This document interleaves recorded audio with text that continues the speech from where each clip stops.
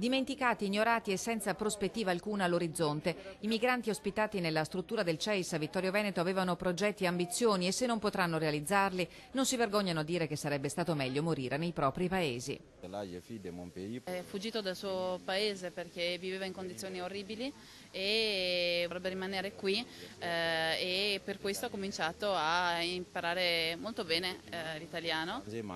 Stamattina in una trentina circa si sono presentati in Piazza del Popolo accompagnati dai responsabili della rete Cittadinanza Solidale. Noi abbiamo fatto in questo periodo come rete di Cittadinanza Solidale un servizio di supplenza dei servizi che mancavano, per cui è la preparazione per esempio per loro alle commissioni e perché sapessero che cosa e come dovevano dirlo e che cosa gli sarebbe stato chiesto. Un sit-in pacifico alla vigilia della celebrazione della Giornata Mondiale del Migrante e del Rifugiato, istituita e adottata dall'Assemblea dell'ONU per denunciare la loro condizione che peggiora di giorno in giorno a causa delle lentezze burocratiche della Commissione che deve esaminare le loro richieste d'asilo. Il motivo per cui sono qui a manifestare oggi è legato alla richiesta della carta d'identità e quindi della residenza per andare a ottenere la carta d'identità.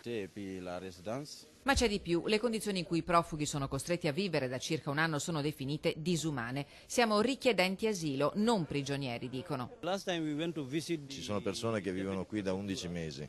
L'altra volta che i profughi sono stati in prefettura gli avevano assicurato che questo campo sarebbe stato un campo temporaneo. E invece questo campo sta diventando permanente e per questo stanno crescendo i problemi all'interno del campo. Una situazione che è lo specchio di quanto sta accadendo nel paese. Sulla questione migranti si va avanti in ordine sparso per governare un'emergenza che sembra non avere fine. Per chi ha lasciato il proprio paese per seguire il miraggio di una vita nuova, l'angoscia non è finita.